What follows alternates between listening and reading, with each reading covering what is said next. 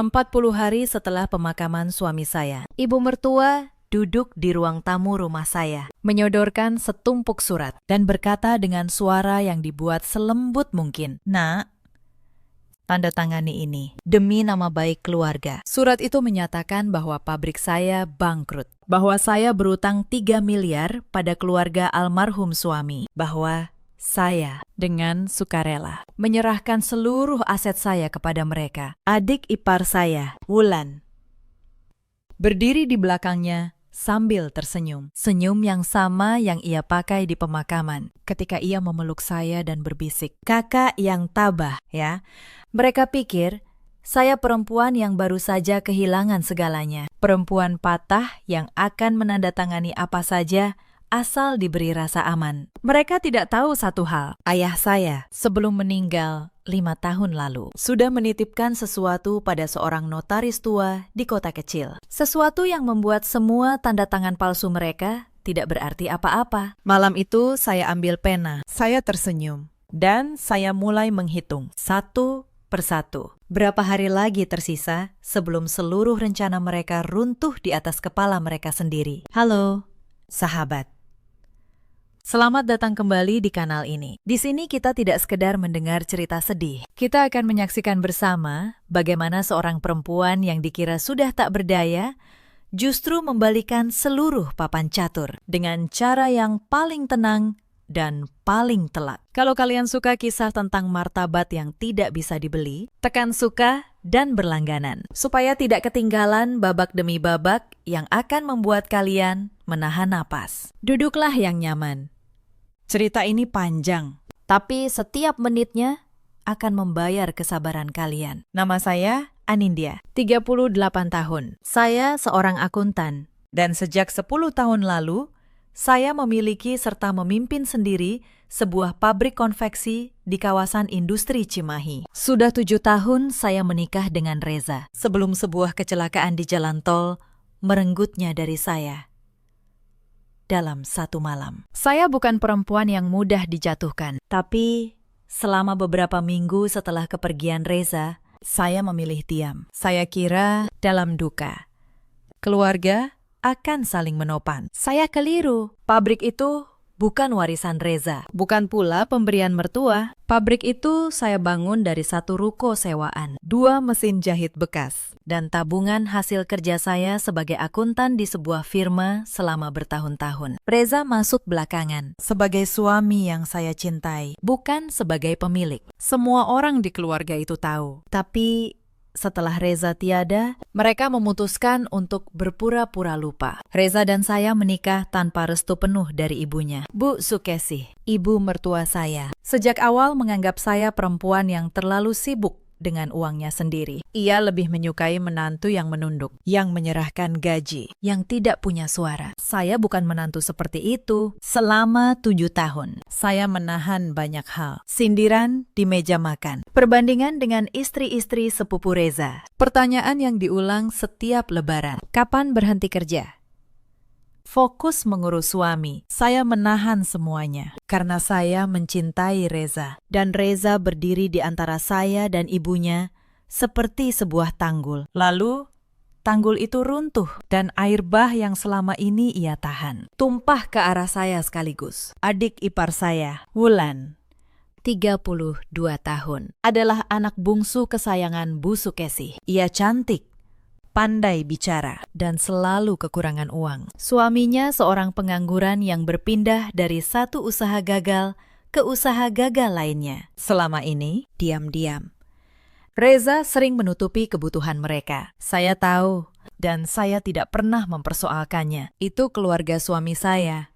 Yang saya tidak tahu adalah sejak Reza meninggal, Wulan sudah menghitung. Ia menghitung berapa nilai pabrik saya. Ia menghitung berapa yang bisa ia dapat. Dan ia menghitung bahwa satu-satunya penghalang antara dia dan uang itu adalah seorang janda yang sedang berduka. 3 hari setelah pemakaman, Bu Sukesi dan Wulan pindah masuk ke rumah saya dengan alasan yang terdengar begitu mulia. "Kamu tidak boleh sendirian di masa seperti ini, Nak," kata Bu Sukesi, sambil meletakkan kopernya di kamar tamu tanpa menunggu jawaban saya. "Kami akan menjagamu. Mereka tidak datang untuk menjaga saya. Mereka datang untuk mengawasi saya. Tapi malam itu, saya belum tahu. Malam itu saya masih mengira saya sedang dikelilingi keluarga. Hari-hari pertama, mereka bersikap manis. Wulan memasak. Bu Sukesi merapikan foto-foto Reza di ruang tengah. Mereka bicara pelan. Bergerak hati-hati. Seolah rumah ini rumah orang sakit. Dan dalam arti tertentu, memang benar.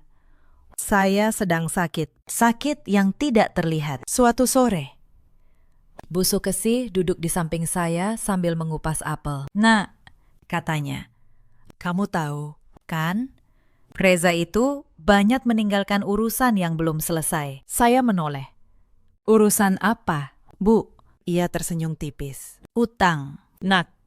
Laki-laki memang begitu. Di luar terlihat gagah, di dalam banyak yang ditutupi." Ia menyodorkan sepotong apel ke arah saya. "Untung ada ibu. Ibu akan bantu kamu membereskan semuanya. Kamu tenang saja." Saya menerima apel itu, tapi saya tidak memakannya. Ada sesuatu dalam nada suaranya yang membuat saya waspada. Reza bukan tipe orang yang berutang diam-diam. Kami mengelola keuangan bersama. Saya seorang akuntan. Kalau ada utang, saya akan menjadi orang pertama yang tahu. Malam itu, untuk pertama kalinya sejak pemakaman, saya tidak menangis. Saya berbaring menatap langit-langit, dan saya merasakan sesuatu yang dingin merayap di dada saya. Bukan duka, kecurigaan. Mereka belum tahu, tapi mulai malam itu, saya berhenti menjadi janda yang berduka. Saya mulai menjadi akuntan lagi. Keesokan paginya, saya bangun lebih awal dari biasanya. Rumah masih sunyi.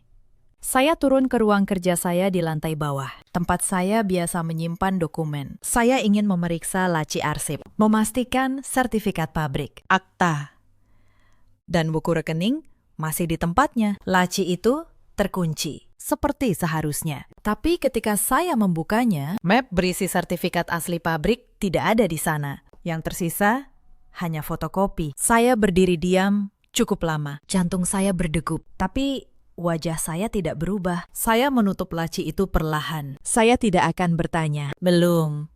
Orang yang menunjukkan bahwa ia tahu terlalu cepat akan kehilangan satu-satunya keuntungan yang ia punya. Saya kembali ke atas, membuat teh, dan tersenyum kepada Wulan yang baru bangun. Tidur nyenyak.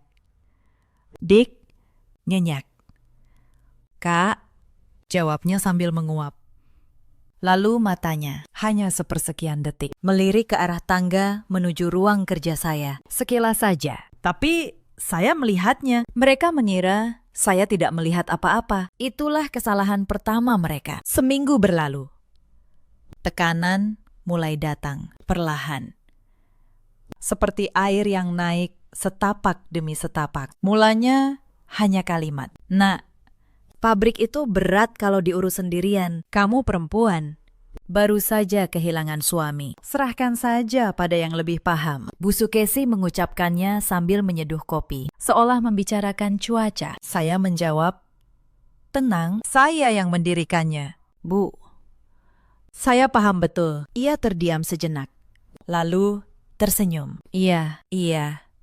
Ibu cuma khawatir." 2 hari kemudian, Wulan yang bicara. Ia duduk di tepi ranjang saya, memegang tangan saya dengan wajah penuh kepedihan. "Kak, aku nggak enak ngomong ini. Tapi Mas Reza sebelum meninggal, dia pinjam uang ke ibu. Banyak, Kak.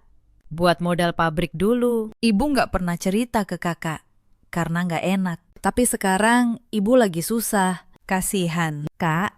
Saya menatap wajahnya lama, wajah yang saya kenal 7 tahun, wajah yang pernah saya belikan tas ketika ia menikah, yang pernah saya pinjami uang ketika suaminya bangkrut pertama kali. Dan sekarang wajah itu sedang berbohong kepada saya, dengan air mata yang nyaris sempurna. "Berapa?" tanya saya pelan. 3 miliar.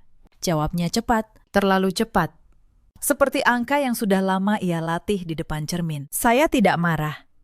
Saya hanya merasa dingin. Dingin yang aneh. Tenang. Jernih. Di saat itu, saya mengerti sesuatu yang seharusnya sudah saya sadari dari awal. Bagi mereka, kesedihan saya bukan sesuatu untuk dihibur. Kesedihan saya adalah pintu yang terbuka. Dan mereka sudah berbaris masuk. Saya mengangguk pelan. Nanti kita bicarakan, ya.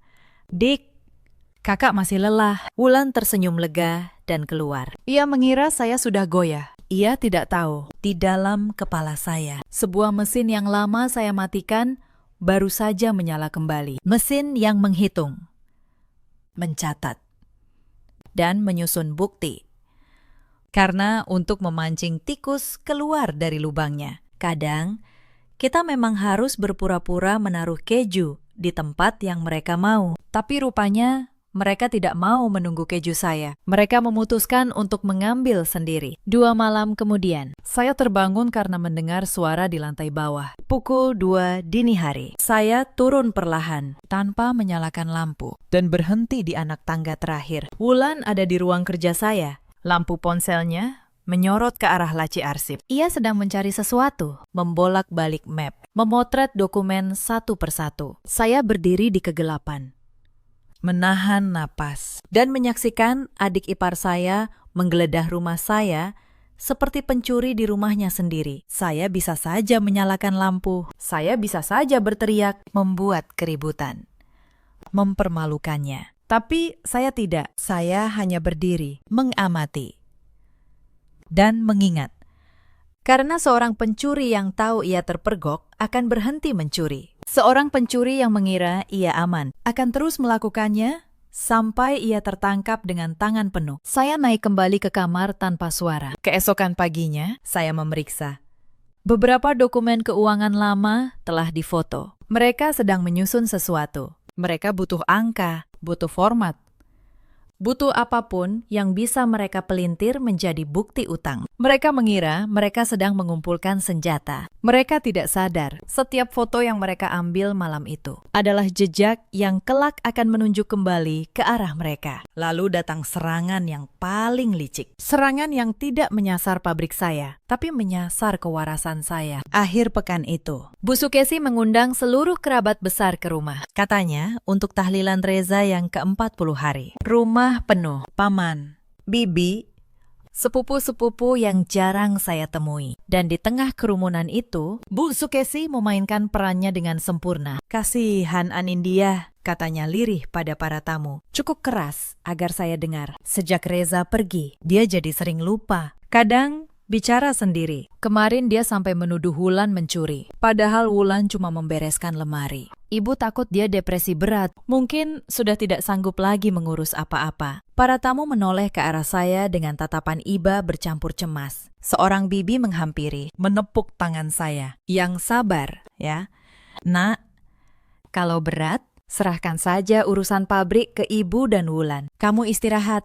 Saya mengerti apa yang sedang terjadi. Ini bukan sekedar gosip.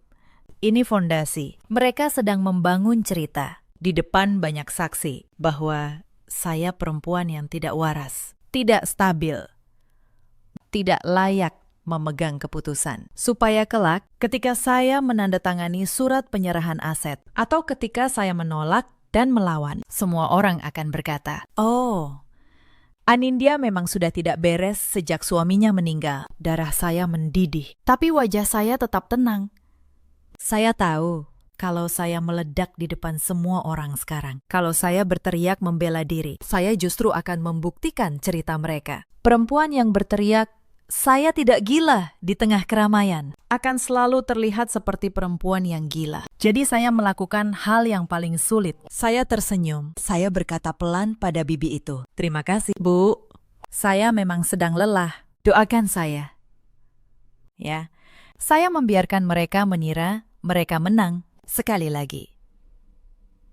Tapi malam itu di kamar, saya mencatat setiap nama tamu yang hadir karena kelak orang-orang yang hari ini menjadi saksi atas kegilaan saya akan menjadi saksi atas sesuatu yang jauh berbeda. Mereka mengira mereka sedang mengubur reputasi saya di depan seluruh keluarga. Mereka tidak tahu. Mereka baru saja mengumpulkan penonton untuk pembongkaran yang akan mereka sesali seumur hidup. Keesokan harinya, tekanan berubah wujud lagi. Kali ini menjadi kebaikan yang mencekik. Bu Sukesi mulai mengurus segala hal untuk saya. Apakah saya meminta atau tidak, ia memutuskan menu makan saya. Ia memutuskan kapan saya boleh keluar. Ia bahkan mulai menerima telepon dari pabrik atas nama saya. Karena Anindya sedang tidak enak badan. Perlahan, di mata dunia luar, ia menempatkan dirinya sebagai wali saya. Sebagai orang yang berbicara untuk saya. Suatu sore, saya mendengar ia menelepon salah satu klien ekspor terbesar pabrik. Dengan suara manis, ia berkata, "Pakistan, mohon maaf. Untuk sementara, semua keputusan bisnis silakan dikoordinasikan dengan keluarga dulu, ya. Nyonya Anindya sedang berduka, belum bisa mengambil keputusan. Ia sedang memutus saya dari nadi bisnis saya sendiri, satu urat demi satu urat. Saya menutup telepon ekstensi diam-diam, dan saya tahu saya tidak punya banyak waktu lagi. Setiap hari saya diam adalah satu hari lagi mereka menanam akar. Kalau saya menunggu terlalu lama, ketika saya akhirnya melawan, saya sudah tidak punya apa-apa untuk dipertahankan. Saya harus keluar dari rumah ini. Saya harus menemui orang yang ayah saya titipkan, dan saya harus melakukannya sebelum mereka benar-benar menutup pintu terakhir. Malam itu saya tidak tidur. Saya duduk di meja kerja, menyalakan lampu kecil, dan mulai menulis. Bukan surat, sebuah daftar. Setiap kalimat aneh yang pernah mereka ucapkan. Setiap tanggal, setiap kejanggalan.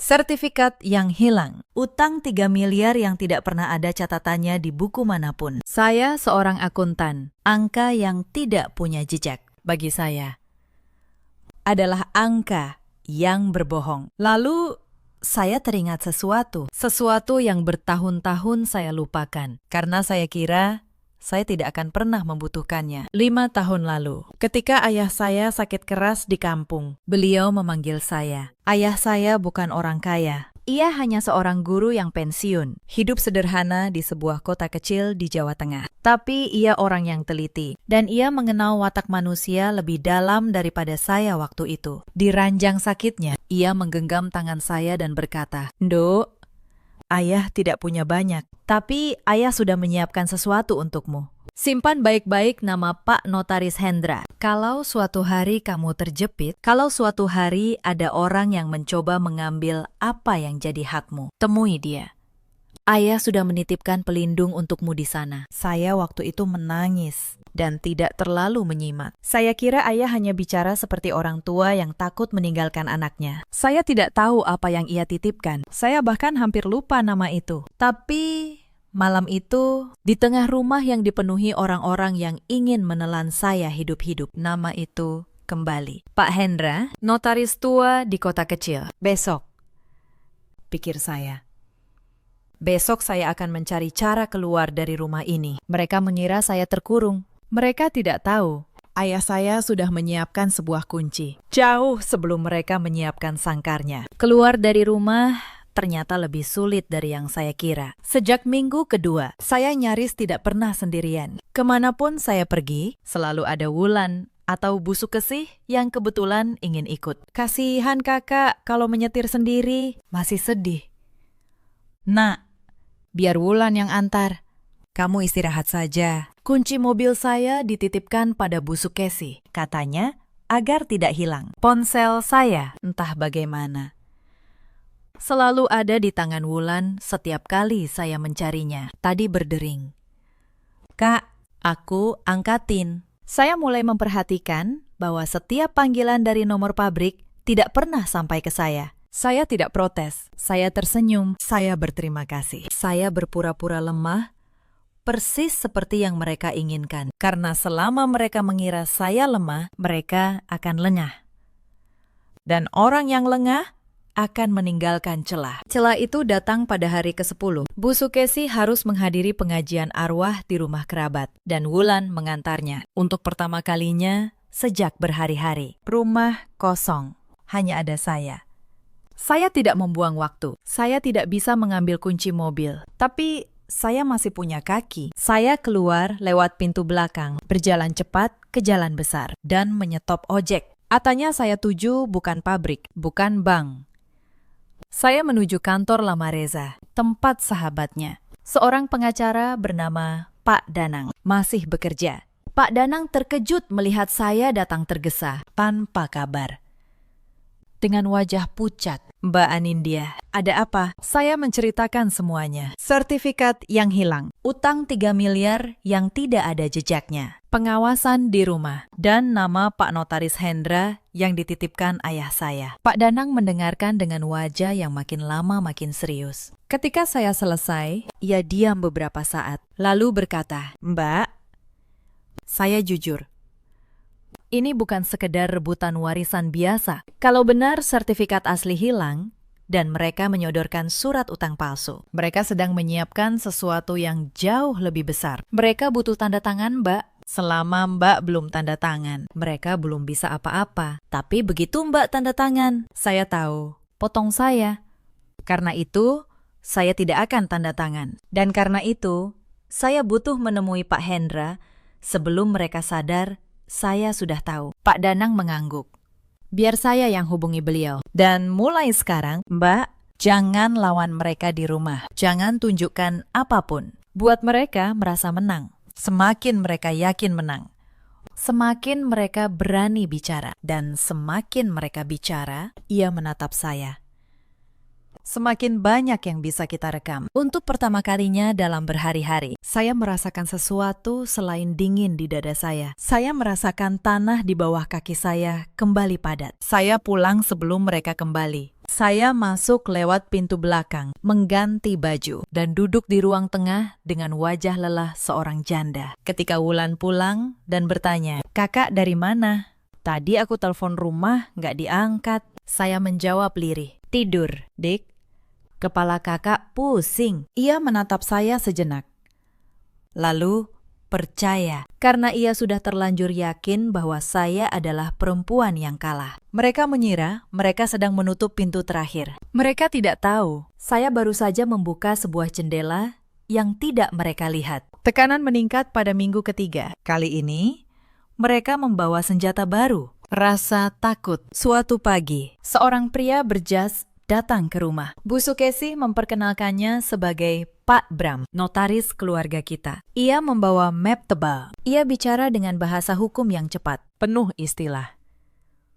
Dirancang untuk membuat orang awam merasa bodoh dan takut. "Bu Anindya," katanya sambil membuka mapnya. "Sesuai kesepakatan almarhum suami ibu dengan keluarga, ada kewajiban utang sebesar 3 miliar rupiah untuk menyelesaikannya secara kekeluargaan, tanpa perlu ke pengadilan yang akan mempermalukan nama baik semua pihak. Kami sarankan ibu menandatangani surat pengalihan aset ini. Dengan begitu, semua selesai. Bersih.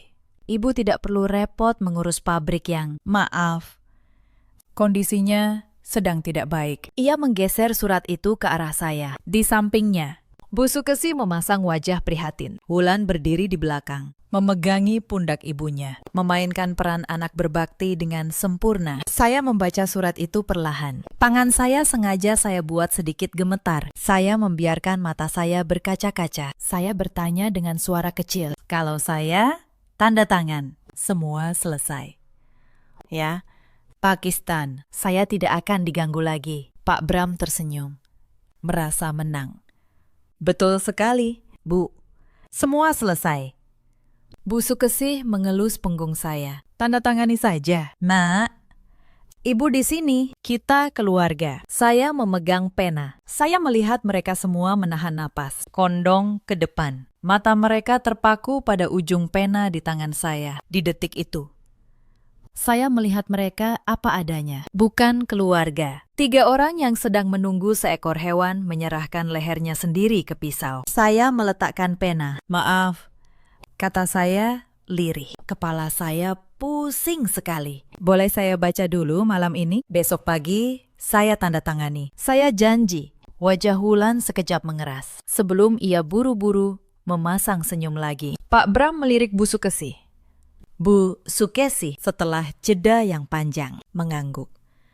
"Ya sudah, besok pagi, jangan lama-lama, Nak. Kasian, semua orang menunggu." Malam itu, mereka mengira tinggal 1 tanda tangan lagi. Mereka tidak tahu. Besok pagi yang mereka nantikan adalah pagi yang telah saya siapkan untuk mereka, bukan untuk saya. Begitu pintu kamar saya tertutup, saya mengeluarkan ponsel lama yang saya sembunyikan. Ponsel yang tidak mereka ketahui. Dan mengirim satu pesan pada Pak Danang. Besok pagi, mereka minta saya tanda tangan. Apakah Pak Hendra sudah bisa ditemui? Balasan datang beberapa menit kemudian. Sudah. Beliau menunggu Mbak besok. Dan Mbak, ada satu hal yang harus Mbak dengar langsung dari beliau. Tentang apa yang ayah Mbak titipkan. Ini akan mengubah segalanya. Saya memandang layar itu lama sekali. Di luar kamar.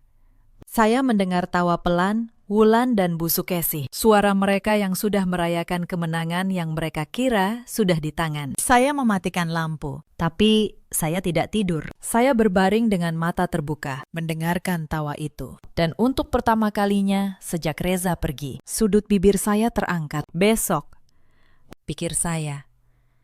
Besok kalian akan tahu. Perempuan yang kalian kira sudah mati di dalam ini ternyata masih bernapas. Dan ia menyimpan sesuatu yang tidak pernah kalian hitung. Pagi datang lebih cepat dari yang mereka duga. Karena sebelum matahari benar-benar naik, sebelum siapapun bangun, saya sudah tidak ada di rumah. Saya meninggalkan sepucuk catatan di meja makan. Ditulis dengan tangan yang sengaja saya buat lemah. Saya pergi ke makam Reza sebentar. Ingin sendiri. Nanti siang saya pulang. Dan saya akan tanda tangani semuanya. Anindya, catatan itu membeli waktu untuk saya. Setengah hari, cukup. Pak Danang sudah menunggu di jalan besar dengan mobilnya. Kami menempuh perjalanan 3 jam ke kota kecil, tempat Pak Notaris Hendra tinggal. Sepanjang jalan, saya diam, menatap keluar jendela, ke sawah dan kampung yang mengingatkan saya pada ayah. Kantor Pak Hendra kecil dan sederhana. Sebuah rumah tua dengan papan nama yang catnya sudah pudar. Pak Hendra sendiri sudah renta, rambutnya putih, tapi matanya jernih dan tajam. Ketika saya menyebut nama ayah saya, wajahnya berubah lembut. Jadi kamu Anindya, katanya pelan. Anak Pak Guru Suryo, ayahmu orang baik, orang yang paling teliti yang pernah saya kenal. Ia berdiri, berjalan ke sebuah lemari besi tua dan mengeluarkan sebuah map yang sudah menguning di pinggirnya. 5 tahun lalu, ayahmu datang ke sini. Ia sakit, tapi pikirannya jernih sekali. Ia bilang pada saya, Pak Hendra, anak saya perempuan, keras kepala, dan terlalu percaya pada orang. Suatu hari akan ada yang mencoba mengambil apa yang ia bangun. Saya ingin menyiapkan perisai untuknya. Pak Hendra membuka map itu di hadapan saya. Ayahmu tahu, kamu membangun pabrik dari nol. Ia ikut menyisihkan sedikit tabungan pensiunnya untuk modal awalmu dulu. Kamu ingat? Saya mengangguk pelan. Mata saya mulai panas. Saya ingat. Ayah pernah memberi saya uang dulu. Ketika saya baru mulai. Saya kira itu hanya pemberian biasa, bukan pemberian biasa. Ndek, kata Pak Hendra, seolah membaca pikiran saya. Ayahmu membuatnya resmi. Ia mendokumentasikan bahwa sebagian modal pendirian pabrikmu berasal darinya, dan bahwa kepemilikan itu murni atas namamu. Tidak bisa diganggu-gugat oleh pihak manapun di luar garis keturunannya. Ia juga meninggalkan surat wasiat. Dan sesuatu yang lebih penting, ia mengeluarkan selembar dokumen lain, sertifikat asli pabrikmu. Yang kedua, salinan sah yang tersegel notaris. Ayahmu curiga akan ada orang yang mencoba menghilangkan yang asli suatu hari. Jadi, ia meminta salinan tersertifikasi ini disimpan di sini. Secara hukum, kekuatannya sama dengan yang asli. Lalu, Pak Hendra mengeluarkan satu hal lagi. Sebuah amplop tertutup rapat dengan tulisan tangan ayah saya di depannya. Untuk Anindya, kalau hari itu tiba. Tangan saya gemetar ketika membukanya. Di dalamnya, sepucuk surat pendek. Ditulis dengan tulisan tangan ayah yang saya kenal sejak kecil. Dek, kalau kamu membaca surat ini, berarti hari yang ayah takutkan sudah datang. Ayah minta maaf tidak bisa ada di sampingmu saat itu. Tapi ayah sudah menyiapkan semua yang ayah bisa. Ingat, Nduk, orang yang datang membawa kata keluarga di mulutnya, belum tentu membawa keluarga di hatinya. Jangan menyerahkan apa yang kamu bangun karena kamu lelah, atau karena kamu ingin dicintai. Kamu tidak perlu membeli cinta siapapun dengan kerja kerasmu. Berdirilah. Ayah membesarkanmu untuk berdiri, bukan untuk menunduk. Ayah bangga padamu, selalu. Saya membaca surat itu 3 kali. Setiap kali, air mata saya jatuh lebih deras. Saya menatap kertas-kertas itu. Dan air mata yang selama berminggu-minggu saya tahan, akhirnya jatuh. Bukan karena sedih, karena selama ini saya mengira saya sendirian. Ternyata tidak. Ayah saya, dari balik kematiannya, masih menjaga saya. Mereka mengira mereka telah mencuri satu-satunya bukti kepemilikan saya. Mereka tidak tahu. Ayah saya sudah menyiapkan salinannya jauh sebelum mereka lahir menjadi serigala. Pak Hendra dan Pak Danang bekerja cepat. Sepanjang siang itu, di kantor kecil itu, kami menyusun semuanya. Salinan sertifikat tersertifikasi, surat pernyataan resmi tentang asal-usul modal dan kepemilikan pabrik. Dan yang paling penting, sebuah strategi. Mbak, kata Pak Danang, kita punya semua yang kita butuhkan untuk melindungi pabrik. Tapi kalau kita hanya membawa kertas ini dan menghadapi mereka, mereka akan mundur. Berkata, mereka salah paham dan lolos. Mereka akan mencari korban lain di lain waktu. Kalau Mbak mau, mereka benar-benar berhenti. Kita butuh mereka mengaku. Kita butuh mereka menunjukkan siapa mereka sebenarnya dengan mulut mereka sendiri. Saya mengerti.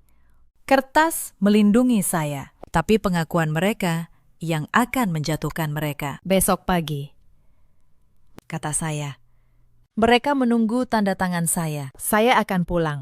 Saya akan memberi mereka apa yang mereka mau. Hampir kami merancangnya bersama. Setiap kata, setiap gerak.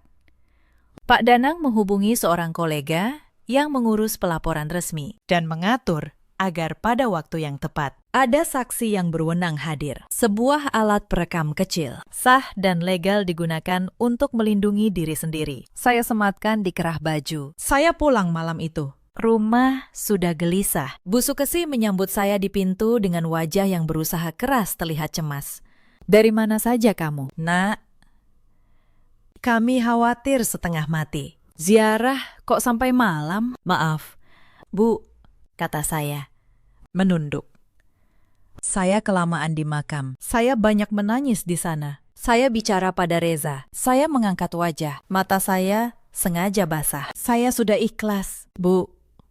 Besok pagi saya tanda tangani semuanya. Saya cuma ingin tenang. Saya ingin ini semua cepat selesai. Wajah Bu Sukesi langsung berubah lega. Dan di balik kelegaan itu, saya melihat kilatan kemenangan yang tidak bisa ia sembunyikan. Wulan, yang berdiri di dapur, tersenyum lebar. Nah, gitu dong, Kak. Biar semua tenang. Malam itu mereka tidur nyenyak. Saya mendengar dengkuran halus dari kamar tamu. Mereka tidur seperti orang yang yakin besok akan menjadi hari terbaik dalam hidup mereka. Mereka benar. Besok memang akan menjadi hari yang tidak akan pernah mereka lupakan. Hanya saja, bukan karena alasan yang mereka bayangkan. Pagi itu langit cerah. Pak Bram, sang notaris palsu, datang tepat pukul 9, membawa map yang sama. Bu Sukesi mengenakan baju terbaiknya. Wulan sudah menyiapkan teh dan kue, seperti orang yang menyambut pesta. Di ruang tamu, surat pengalihan aset itu terhampar di atas meja, menunggu. Saya duduk di kursi, memegang pena, dengan wajah seorang perempuan yang telah menyerah. Alat perekam di kerah saya menyala. Di luar, di sebuah mobil yang diparkir tak jauh dari rumah. Pak Danang dan saksi yang berwenang sudah menunggu isyarat dari saya. Sebelum saya tanda tangani, kata saya pelan.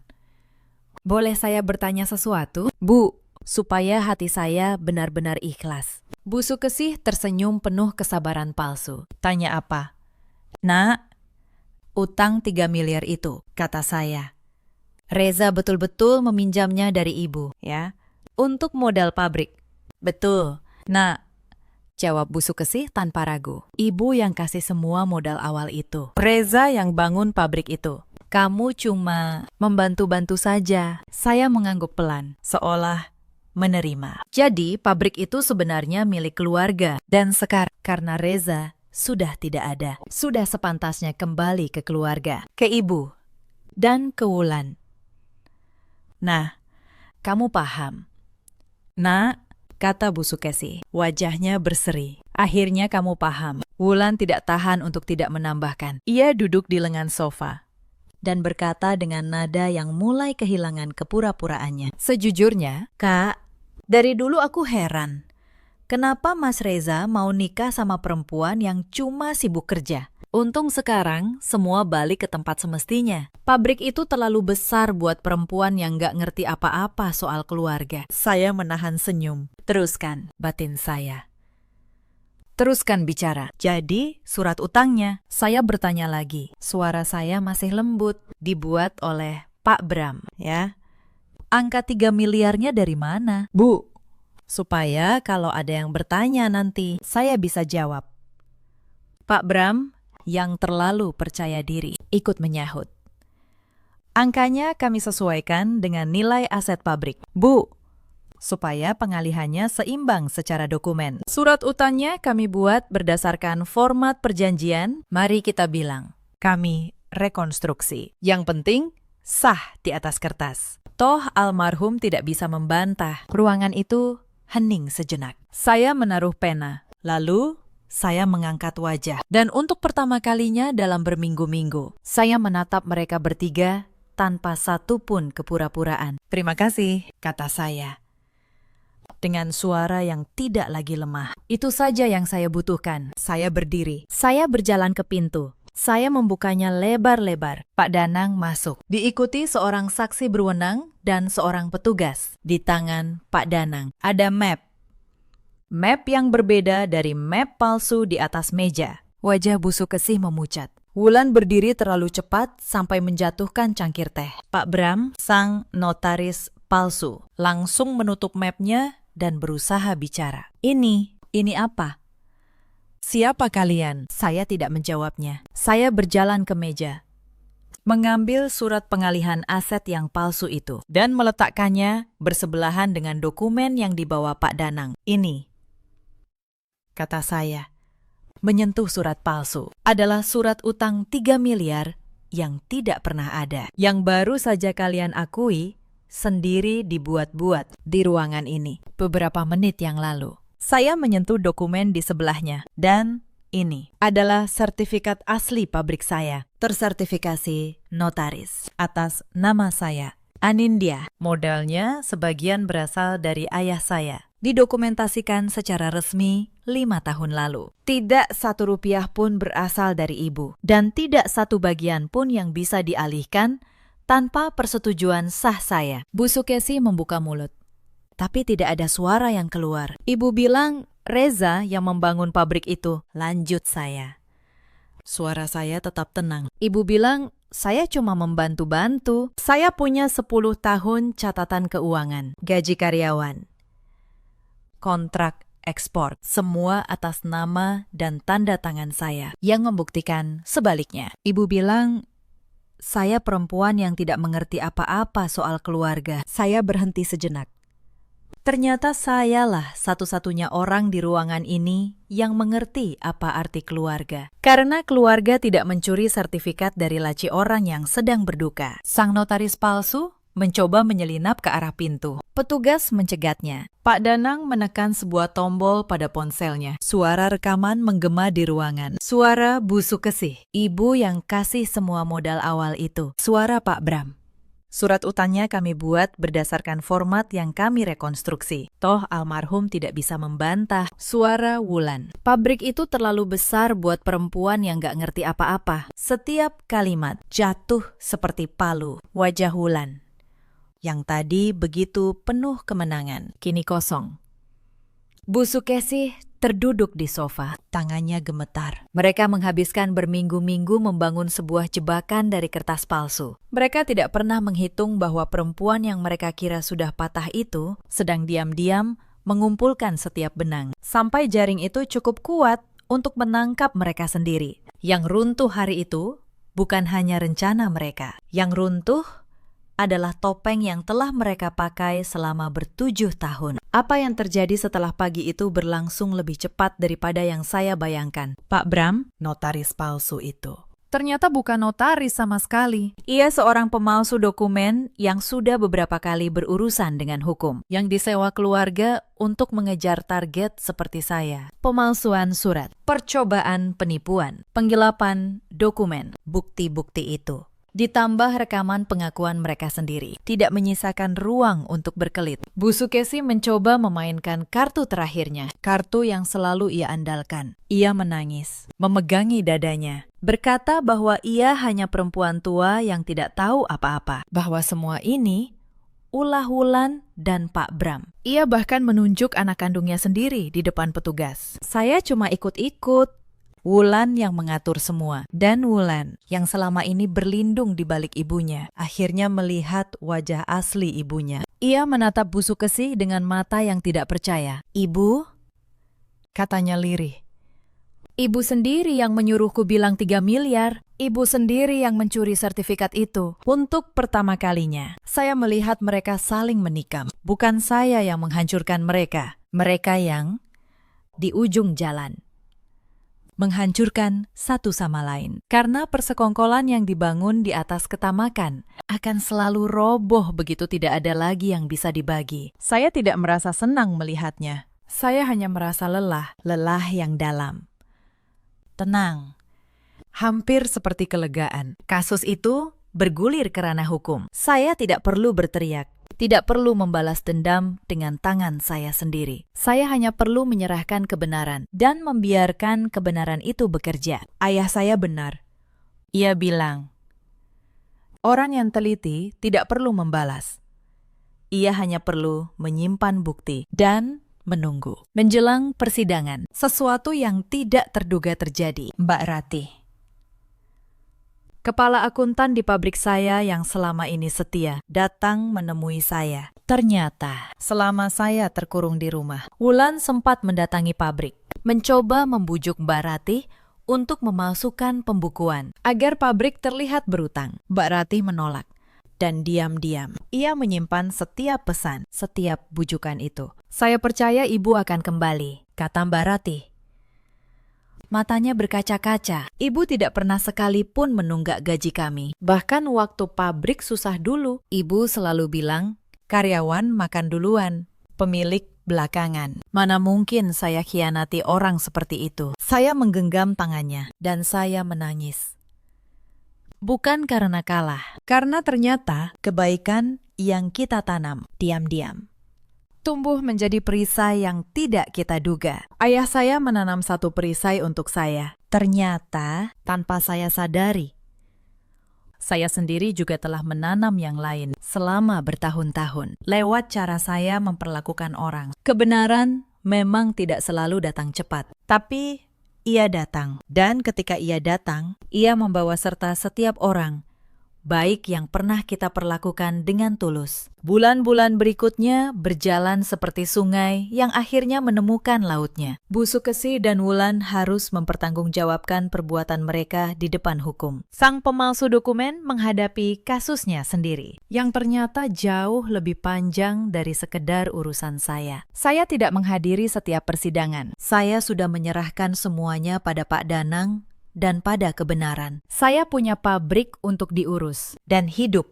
untuk dibangun kembali. Suatu hari, Wulan mengirim surat dari tempat ia menjalani prosesnya. Isinya panjang, penuh penyesalan, penuh permintaan maaf. Ia menulis bahwa ia dulu iri pada saya sejak awal. Iri karena saya punya sesuatu yang ia tidak pernah punya, bukan uang, tapi kemampuan berdiri di atas kaki sendiri. Ia menulis bahwa ibunya selalu mengajarinya bahwa cara tercepat mendapatkan sesuatu adalah dengan mengambilnya dari orang yang lebih lemah. Dan ia baru sadar, terlambat, bahwa saya tidak pernah lemah. Saya membaca surat itu di teras rumah di sore hari. Lalu saya melipatnya kembali. Saya tidak membalasnya dengan kemarahan, tapi saya juga tidak berpura-pura bahwa luka itu tidak ada. Saya menulis satu kalimat balasan yang singkat. Saya sudah tidak marah. Dik, Tapi memaafkan bukan berarti melupakan. Bangunlah hidupmu sendiri, dengan tanganmu sendiri. Seperti yang tidak pernah kamu pelajari dari ibumu. Itu satu-satunya cara kamu benar-benar bebas. Saya tidak tahu apakah ia akan mengerti. Tapi saya tahu, saya telah memilih untuk tidak menjadi seperti mereka. Saya tidak menghancurkan Wulan untuk kepuasan. Saya membiarkannya menghadapi akibat perbuatannya. Dan di saat yang sama, saya menawarinya satu pintu. Satu-satunya pintu yang dulu tidak pernah ditunjukkan ibunya padanya. Pintu untuk berdiri sendiri. Uang, pabrik, sertifikat. Semuanya utuh. Terlindungi oleh ketelitian seorang ayah yang bahkan dari alam kematiannya masih menjaga anaknya. Sebagian dari keuntungan pabrik tahun itu saya sisihkan untuk sesuatu yang baru. Saya mendirikan sebuah program kecil, memberi pelatihan keterampilan dan pembukuan sederhana bagi perempuan-perempuan seperti saya dulu, dianggap cuma ibu rumah tangga yang tidak mengerti apa-apa, supaya mereka tahu kemandirian bukan kemewahan. Kemandirian adalah perisai. Pabrik saya tetap berjalan, para karyawan tetap makan duluan, seperti biasa. Dan setiap kali Mbak Rati memanggil saya Bu Anindya dengan senyum di pagi hari, saya merasakan sesuatu yang tidak bisa dibeli oleh 3 miliar manapun. Rasa dihormati, karena siapa saya, bukan karena apa yang bisa mereka ambil dari saya. Saya belajar satu hal dari semua ini, bahwa harga diri seorang perempuan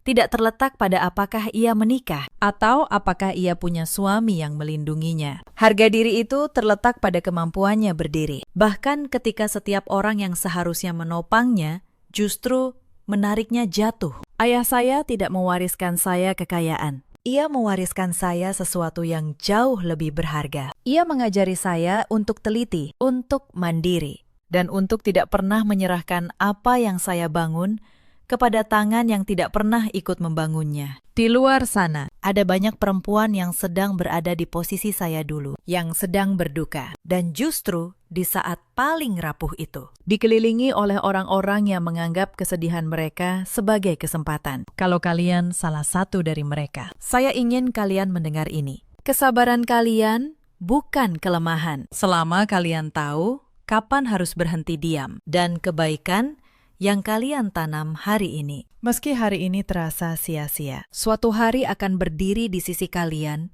ketika kalian paling membutuhkannya. Ada juga banyak keluarga di luar sana yang mengira bahwa ikatan darah memberi mereka hak untuk mengambil. Padahal keluarga sejati tidak dibangun dari darah. Ia dibangun dari rasa hormat. Dan rasa hormat, sekali dikhianati demi uang, tidak akan pernah bisa dibeli kembali. Sekarang, saya ingin bertanya pada kalian yang sudah menemani cerita ini sampai akhir. Menurut kalian, apakah saya salah karena dulu terlalu percaya? Atau justru kepercayaan itu yang membuat saya, pada akhirnya, tetap menjadi orang yang lebih baik daripada mereka? Ceritakan pendapat kalian di kolom komentar. Dan kalau kalian pernah berada di posisi seperti ini, kalian menyimak dari kota mana? Saya ingin tahu, supaya saya tahu bahwa kalian tidak sendirian. Terkadang, seseorang memang harus kehilangan segalanya untuk akhirnya menemukan dirinya sendiri yang sesungguhnya. Saya kehilangan suami. Saya kehilangan keluarga yang saya kira saya punya. Tapi saya menemukan kembali sesuatu yang jauh lebih penting. Saya menemukan bahwa saya tidak pernah benar-benar sendirian. Dan saya tidak pernah benar-benar lemah. Terima kasih sudah menemani sampai akhir. Jaga diri kalian. Jaga martabat kalian. Dan jangan pernah menyerahkan kunci rumah kalian sendiri kepada orang yang datang membawa senyuman, tapi menyembunyikan pisau di balik punggungnya. Sampai jumpa di cerita berikutnya. Malam itu hujan turun tanpa ampun di kawasan BSD. Ruang tamu rumah keluarga Wijoyo terang benderang, tapi udaranya terasa beku. Saya berdiri di tengah ruangan dengan selembar kertas di hadapan saya. Surat pernyataan penyerahan harta, 3 miliar rupiah. Bu Sutina, ibu mertua saya, mendorong pulpen itu ke arah saya. Tanda tangani, katanya dingin. Anggap saja uang tahu diri. Wulan, adik ipar saya, tertawa kecil di sofa. Cepat, Mbak. Jangan buang waktu kami. Saya menatap suami saya, Mas Haryo. Saya hanya menunggu satu kalimat darinya. Satu kalimat kecil saja. Jangan begitu pada Anissa. Tapi ia menunduk, memandang lantai. Diam seperti tembok. Lalu Bu Sutina kehilangan kesabaran. Tangannya terangkat dan tamparan itu mendarat di pipi saya. Bunyinya kering di tengah ruangan. Tahu diri sedikit, desisnya.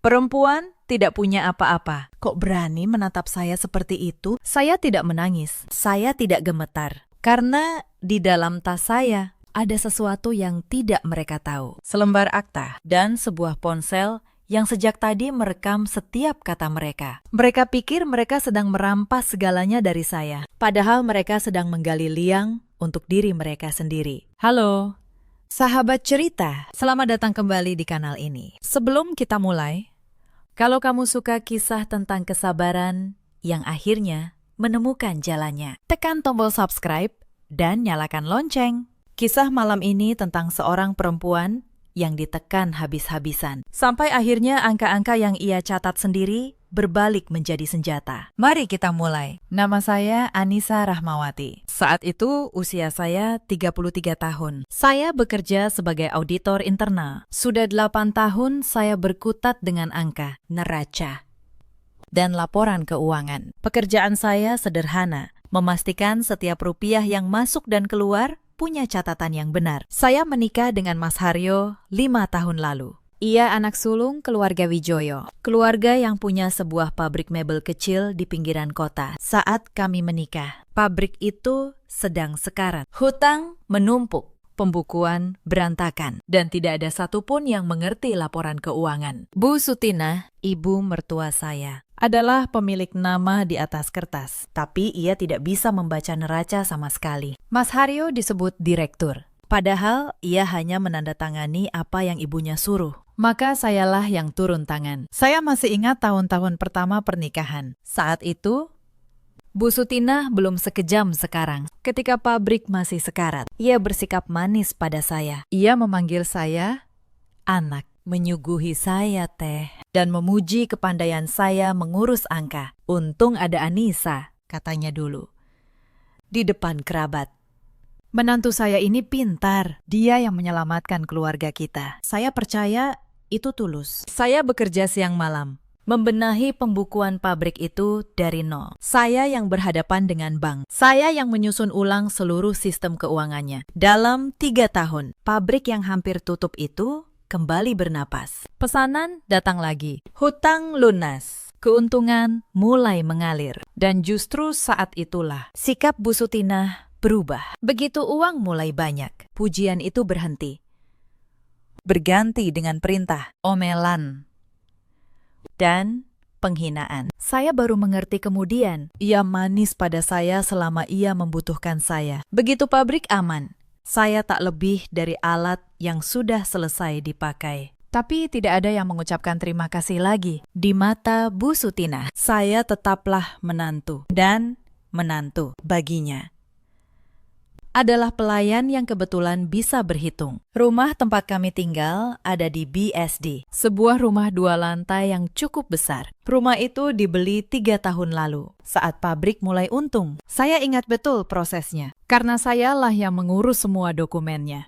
Tapi saat itu, saya belum tahu betapa pentingnya satu detail kecil di dalam akta rumah itu.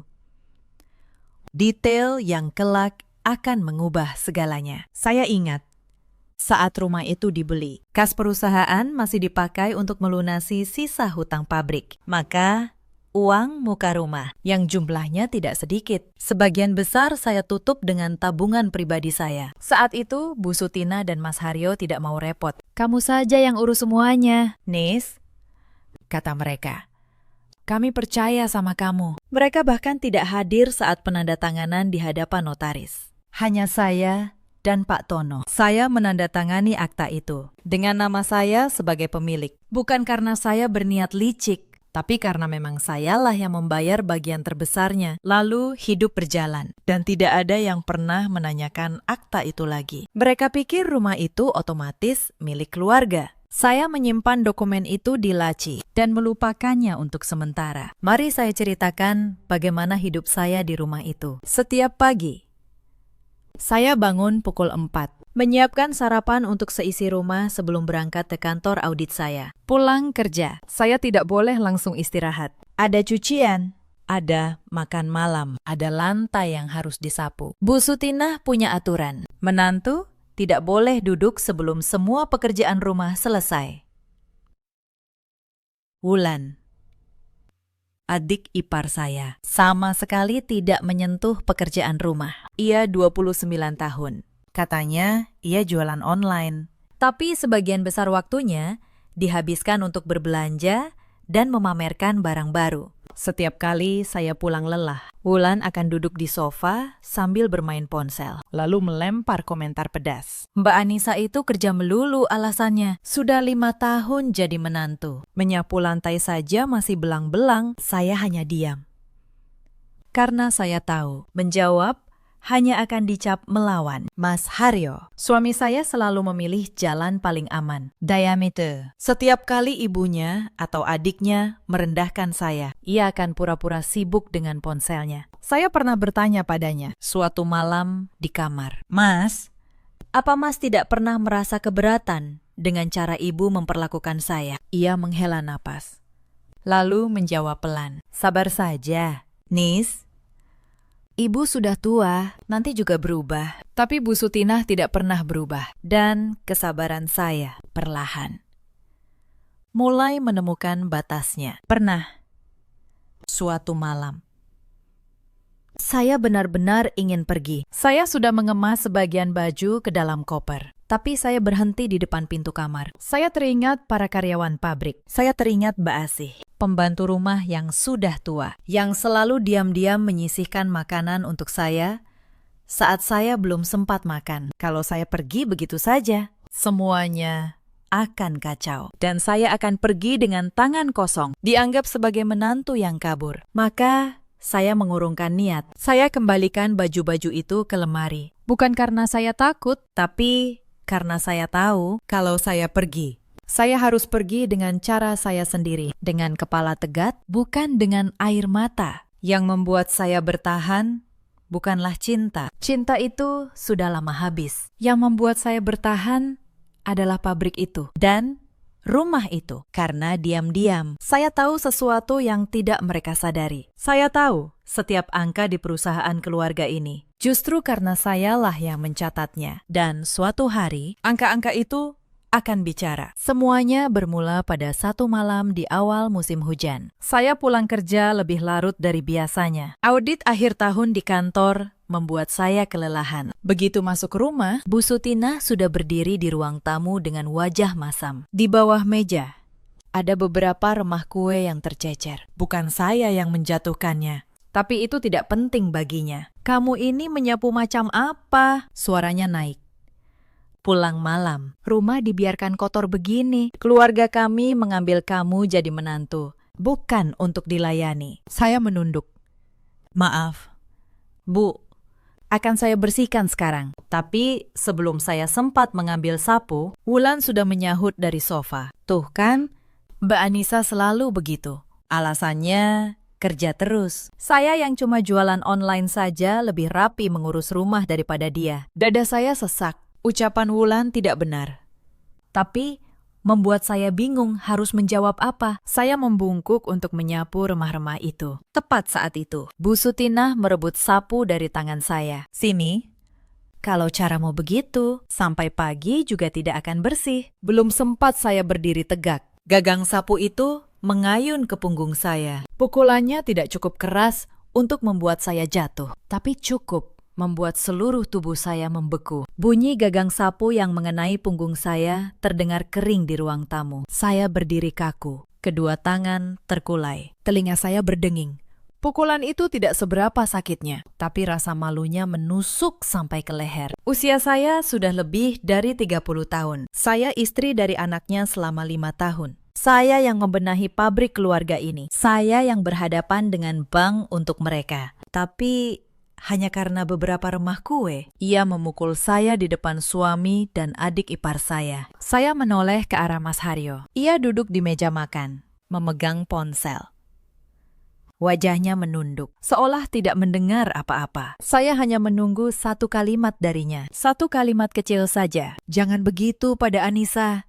Tapi ia tetap diam. Keheningannya terasa lebih dingin daripada hujan di luar. Malam itu, saya tidur memunggungi suami saya. Dan untuk pertama kalinya, saya tidak menangis. Saya hanya berpikir, tenang, dingin, penuh perhitungan. Beberapa hari setelah kejadian sapu itu, Wulan datang ke kamar saya. Kali ini dengan wajah manis. Mbak, pinjam uang dong, 15 juta. Buat modal jualan. Nanti pasti saya kembalikan. Saya tahu betul, ini bukan pertama kalinya. Sudah 3 kali Wulan meminjam uang. Tidak ada satupun yang ia kembalikan. Tapi saya memberinya lagi. Bukan karena percaya, tapi karena saya ingin tahu sampai mana ia akan melangkah. 2 minggu kemudian, saya melihat unggahan Wulan. Tas baru, sepatu baru. Makan di restoran mahal. 15 juta yang katanya untuk modal jualan. Ternyata habis untuk gaya hidup. Saat saya menagih dengan halus, Wulan malah tersinggung. Ya ampun, Mbak, cuma 15 juta saja diungkit-ungkit. Pelit banget jadi orang. Pantas saja ibu sebal sama Mbak. Saya tidak membalas. Saya hanya mencatat tanggal, jumlah, dan janji yang tidak pernah ia tepati. Karena saya tahu suatu hari semua catatan ini akan berguna. Tekanan itu tidak berhenti pada uang. Suatu sore, keluarga besar Wijoyo berkumpul untuk arisan di rumah. Di depan semua kerabat, Bu Sutinah memamerkan Wulan. Anak saya yang ini pintar cari uang sendiri. Jualan online, laris. Lalu ia menoleh ke saya dengan nada merendahkan. Kalau yang ini, menantu saya. Kerja kantoran katanya, tapi mengurus rumah saja masih belang-belang. Para kerabat tertawa kecil. Saya hanya tersenyum tipis, menahan panas di dada. Salah satu kerabat, Bu Ratna, bertanya pada saya, Anissa, kerja di mana? Tuh, belum sempat saya menjawab. Bu Sutinah memotong. Kerjanya tidak jelas, cuma jadi tukang hitung-hitung di kantor kecil. Tukang hitung-hitung, itulah cara ia menyebut profesi saya. Saya seorang auditor bersertifikat yang menyelamatkan pabrik keluarganya dari kebangkrutan. Tapi di mulutnya, saya hanya tukang hitung-hitung. Saya menelan semua itu karena saya tahu kata-kata tidak akan menang melawan orang yang menutup telinga. Yang menang adalah bukti, dan bukti saya punya. Beberapa hari kemudian, masalah baru datang. Pagi itu, di meja makan, Bu Sutinah mengeluarkan keputusan yang sudah ia rancang. Anissa, mulai bulan depan, kamu berhenti kerja. Saya mengangkat wajah. Berhenti. Bu, kenapa? Perempuan yang sudah menikah itu di rumah saja, mengurus suami, mengurus keluarga. Pekerjaanmu di kantor itu hanya membuat kamu sok pintar. Saya menatap Mas Haryo. Ia mengaduk teh. Tidak berkata apa-apa. Bu, kata saya, tenang. Kalau saya berhenti, siapa yang akan mengurus pembukuan pabrik? Bu Sutinah tersinggung. Pabrik itu urusan keluarga Wijoyo, bukan urusan kamu. Kamu pikir tanpa kamu, kami tidak bisa apa-apa. Saya terdiam, tapi di dalam hati, satu hal menjadi jelas. Mereka ingin saya tetap melayani di rumah, tapi tidak ingin saya menyentuh angka-angka perusahaan lagi. Mereka ingin tangan saya, tapi tidak ingin mata saya. Pertanyaannya hanya satu, kenapa saya tidak berhenti kerja? Saya hanya berpura-pura menurut, sambil mulai memperhatikan lebih teliti. Karena satu hal mengganjal di pikiran saya. Kenapa mereka begitu bersikeras? Saya tidak menyentuh pembukuan perusahaan. Apa yang sebenarnya mereka sembunyikan? Sebagai auditor, saya tahu satu prinsip. Orang yang paling ngotot menjauhkanmu dari angka biasanya adalah orang yang punya sesuatu untuk disembunyikan di balik angka itu. Dan apa yang saya temukan membuat saya tidak bisa tidur berhari-hari. Suatu sore, saya kembali ke kantor pabrik untuk mengambil dokumen yang tertinggal. Kantornya sepi. Saya membuka laci tempat rekening koran perusahaan disimpan. Di sanalah saya melihatnya. Beberapa transaksi besar dalam 2 bulan terakhir. Uang ditarik dari rekening perusahaan. Jumlahnya tidak kecil.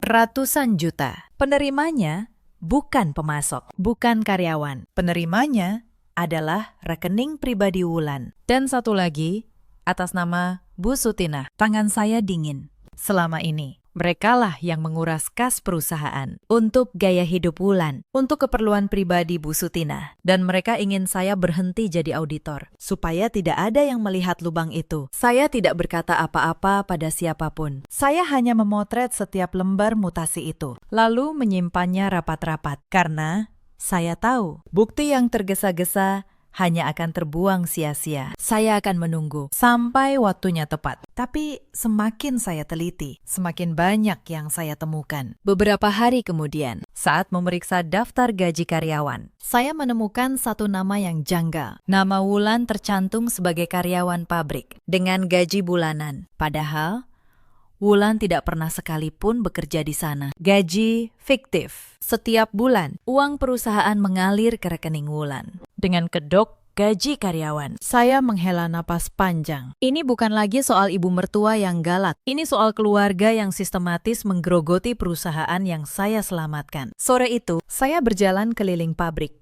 Para karyawan menyapa saya dengan hormat. Pak Darto, mandor tertua, menghampiri saya.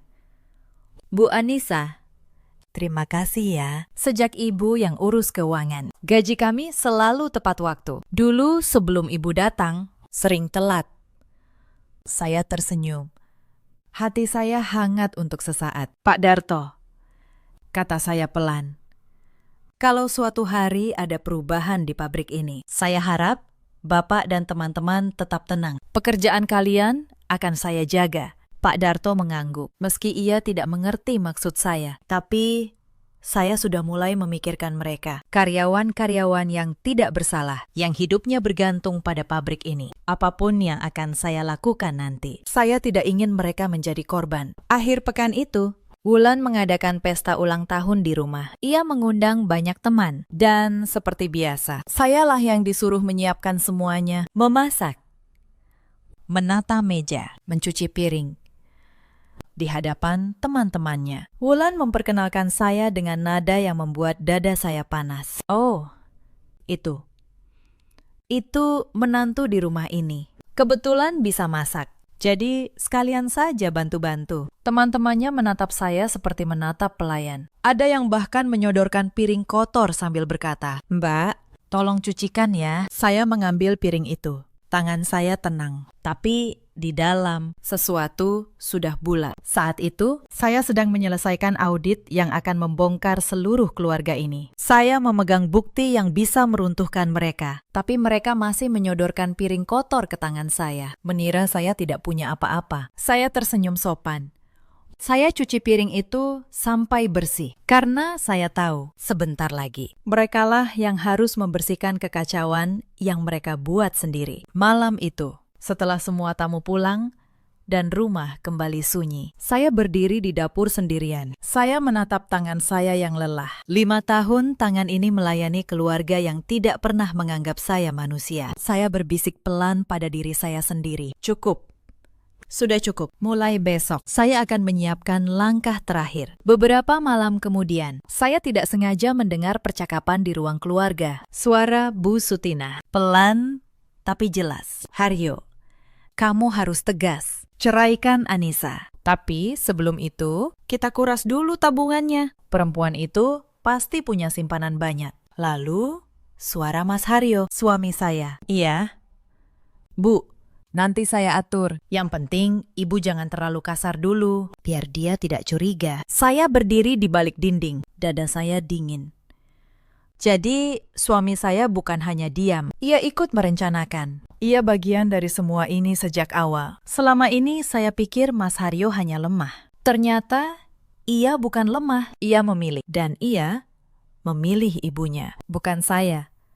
Malam itu, sisa rasa sayang terakhir yang masih saya simpan untuknya padam total. Tekanan di rumah semakin menjadi. Minggu berikutnya, Wulan datang ke kamar saya tanpa mengetuk. "Mbak, saya dengar Mbak punya tabungan sendiri ya? Lumayan banyak katanya." Saya menatapnya. "Itu uang hasil kerja saya." "Wulan, kenapa?" Ia tersenyum manis yang dibuat-buat. "Ibu bilang, perempuan tidak boleh menyimpan uang sendiri-sendiri. Nanti tidak bisa atur keuangan. Lebih baik Mbak serahkan saja ke ibu, biar dikelola untuk keluarga." Saya hampir tertawa, tapi saya menahannya. Bilang ke ibu, "Tabungan saya sudah saya kelola dengan baik. Saya seorang auditor." "Wulan, justru saya yang paling tahu cara menyimpan uang." Wajah Wulan berubah. Ia pergi tanpa berkata apa-apa. Tapi saya tahu itu belum berakhir. Malam itu, di meja makan, Bu Sutinah memulai serangannya. "Anissa, saya dengar kamu menolak menyerahkan tabunganmu. Kamu ini tidak tahu diri." "Bu, itu uang saya, hasil kerja saya sendiri." "Hasil kerja," suaranya meninggi. "Kalau bukan karena keluarga ini menikahimu, kamu bisa punya status apa? Dulu, kamu cuma perempuan biasa, keluarga Wijoyo yang mengangkat derajatmu." Saya menatap matanya. "Bu, justru sayalah yang menyelamatkan pabrik keluarga ini dari kebangkrutan. Apakah ibu lupa?" Untuk sesaat, ruangan hening. Lalu Bu Sutinah menggebrak meja. "Beraninya kamu mengungkit-ungkit. Dasar menantu durhaka." Mas Haryo seperti biasa hanya menunduk. Saya berdiri, meninggalkan makan malam yang tidak saya sentuh. Di kamar, saya duduk di tepi ranjang. Saya tarik napas panjang. Mereka mengincar tabungan saya. Mereka mengincar setiap rupiah yang saya punya. Tapi mereka tidak tahu bahwa saya memegang sesuatu yang jauh lebih berharga daripada tabungan itu. Sebuah dokumen yang sejak dulu saya simpan. Dan belum pernah saya tunjukkan pada siapapun. Saya belum membukanya. Belum waktunya. Beberapa hari kemudian, masalah di pabrik mulai terlihat ke permukaan. Sore itu, seorang pemasok kayu datang ke rumah. Wajahnya tegang. "Bu Sutinah," katanya, "tagihan bulan lalu belum dibayar. Sudah jatuh tempo 2 minggu. Kalau tidak dilunasi, saya hentikan pasokan." Bu Sutinah panik.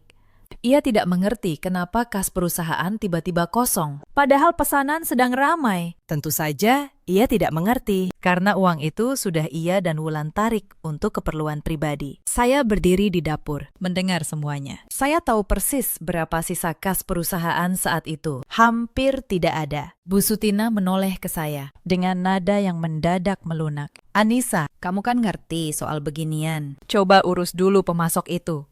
Saya hampir tertawa. Saat butuh, saya tiba-tiba menjadi orang yang ngerti. Saat tidak butuh, saya hanya menantu yang harus tahu diri. Tapi saya tidak menolak. Saya temui pemasok itu.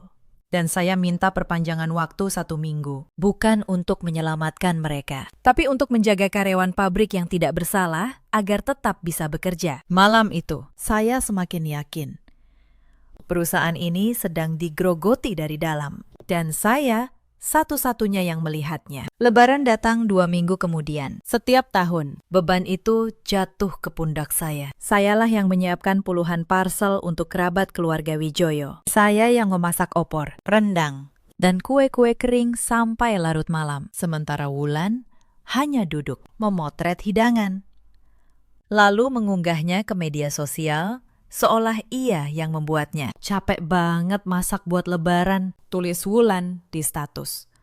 Lengkap dengan foto rendang buatan saya. Komentar berdatangan memujinya. Wulan membalas dengan emoji bangga. Saya hanya melihatnya dari dapur. Tangan saya masih berbau bawang saat para tamu datang. Bu Sutinah memperkenalkan Wulan sebagai anak perempuan yang pandai memasak. Saya yang sejak subuh berkutat di dapur, diperkenalkan sebagai menantu yang kebetulan membantu. Saya tersenyum sopan pada para tamu, tapi di dalam sesuatu sudah membeku. Saya menyadari satu hal, di rumah ini kerja keras saya selalu menjadi milik orang lain. Selesai lebaran, ada kejadian yang membuat saya benar-benar membuka mata. Suatu malam, Bu Sutinah mengeluh dadanya sakit. Ia berbaring di kamar, mengerang. Saya panik. Saya hendak membawanya ke rumah sakit, tapi Wulan menahan saya. "Tidak usah berlebihan, Mbak. Ibu cuma masuk angin. Esok paginya, Bu Sutina sudah segar bugar. Bahkan ia bercerita pada tetangga sambil tertawa. Kemarin saya pura-pura sakit. Saya mau lihat. Si Anissa itu benar peduli atau cuma pura-pura? Saya mendengarnya dari balik pintu. Hati saya dingin.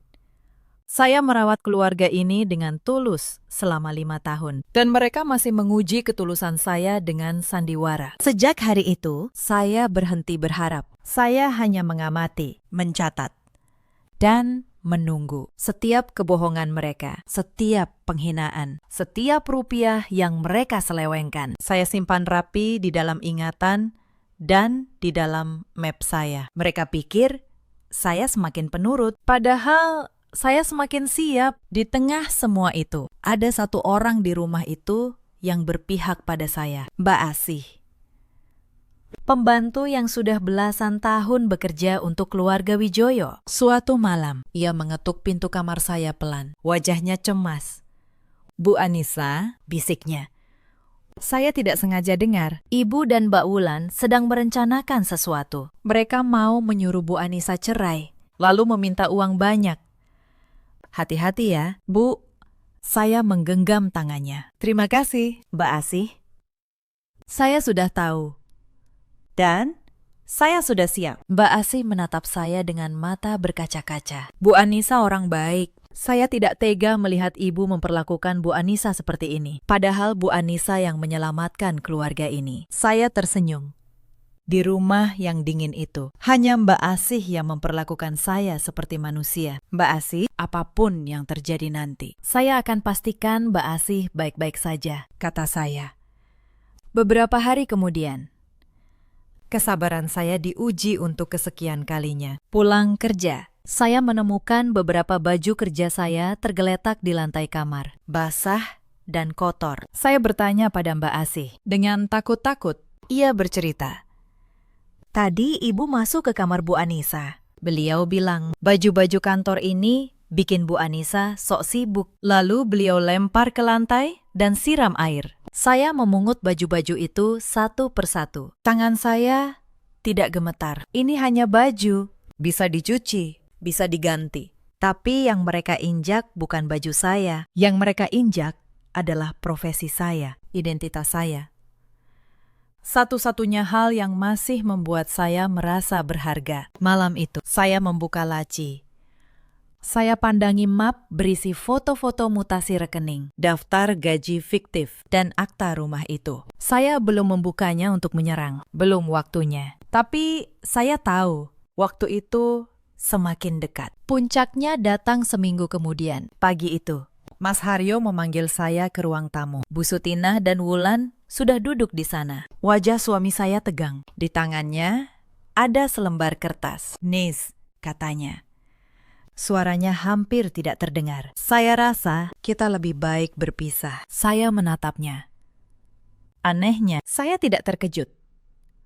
Berpisah, ulang saya pelan. Jadi ini yang kalian rencanakan selama ini. Bu Sutina mengambil alih bicara. Iya. Kami sudah pikir matang-matang. Kamu tidak cocok dengan keluarga ini. Lebih baik kalian cerai. Saya tersenyum getir. Baik, kalau itu mau kalian, saya tidak akan menahan. Tapi Bu Sutina belum selesai. Ia mendorong selembar kertas lain ke arah saya. Tapi ada syaratnya. Kamu harus menyerahkan uang. Tahu diri, 3 miliar. Saya membeku. 3 miliar. Atas dasar apa? Jangan pakai kata atas dasar apa? Suaranya tajam. Kamu sudah 5 tahun jadi menantu keluarga ini. Makan dari dapur kami. Tinggal di rumah kami. Sekarang mau cerai. Ya harus tahu diri.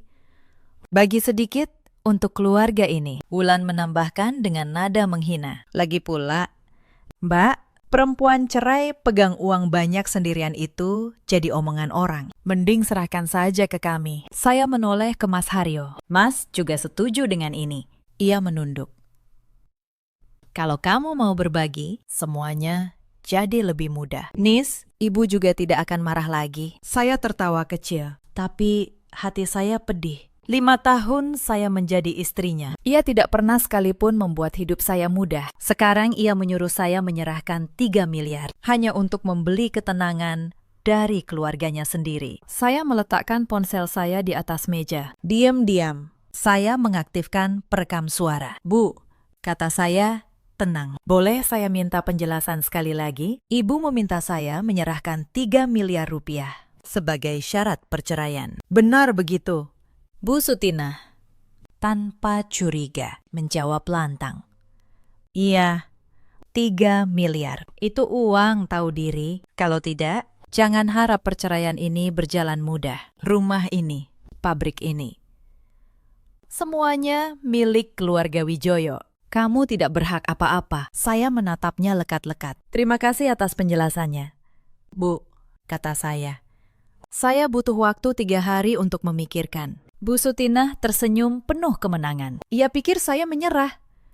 Padahal, 3 hari itu bukan untuk menyerah. 3 hari itu adalah waktu yang saya butuhkan untuk menyiapkan segalanya. Selama 3 hari itu, saya bergerak diam-diam. Hari pertama, saya menemui Pak Tono. Ia seorang konsultan hukum, sekaligus rekan lama saya sejak masih kuliah. Saya membawa semua dokumen. Foto-foto, mutasi rekening perusahaan, daftar gaji fiktif Wulan, rekaman suara, dan akta rumah yang selama ini saya simpan. Pak Tono memeriksa satu persatu. Ia mengambil kacamatanya, membaca dengan saksama, dan sesekali mengangguk pelan. Lalu ia menatap saya dengan ekspresi yang sulit saya lupakan. Anissa, katanya pelan, kamu sadar apa yang kamu pegang ini? Saya sadar.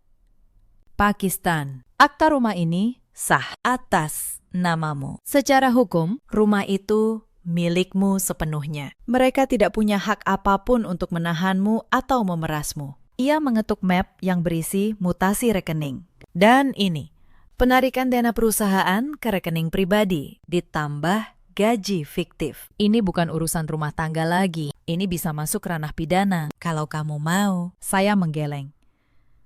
Saya tidak ingin memenjarakan siapapun. Pakistan, saya hanya ingin keluar dari sini dengan utuh. Dan saya ingin mereka tahu bahwa angka tidak pernah bohong. Pak Tono tersenyum tipis. Kalau begitu, kita pakai bukti ini sebagai posisi tawar. Mereka minta 3 miliar darimu. Dengan bukti ini, justru merekalah yang harus mengembalikan apa yang mereka ambil. Ia menatap saya lekat. Mereka tidak tahu sedang berurusan dengan siapa. Saya pulang dengan kepala tegak. Untuk pertama kalinya dalam 5 tahun, saya merasa punya kendali atas hidup saya sendiri. Hari kedua, saya kembali ke kantor pabrik. Saya cetak ulang seluruh laporan keuangan 3 bulan terakhir. Setiap rupiah yang ditarik Bu Sutina dan Wulan dari kas perusahaan, saya susun rapi, lengkap dengan tanggal, jumlah, dan nomor rekening penerima. Total uang yang mereka kuras dari perusahaan dalam 2 bulan mencapai hampir 800 juta rupiah.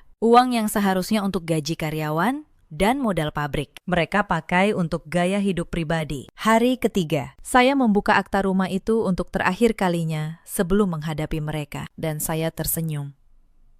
Karena di kolom nama pemilik tertulis satu nama saja, Anissa Rahmawati. 3 tahun lalu, saat rumah itu dibeli, sayalah yang mengurus seluruh prosesnya. Saat itu, pabrik baru mulai untung. Bu Sutina dan Mas Haryo tidak mau repot dengan urusan dokumen. Kamu saja yang urus. Nis, kata mereka waktu itu, sambil melambaikan tangan. Kami percaya sama kamu. Mereka tidak pernah membaca akta itu. Mereka pikir rumah itu otomatis milik keluarga Wijoyo. Padahal, uang muka rumah itu sebagian besar berasal dari tabungan pribadi saya. Karena saat itu, kas keluarga masih dipakai untuk melunasi hutang pabrik. Maka saya mencantumkan nama saya sendiri sebagai pemilik. Sah.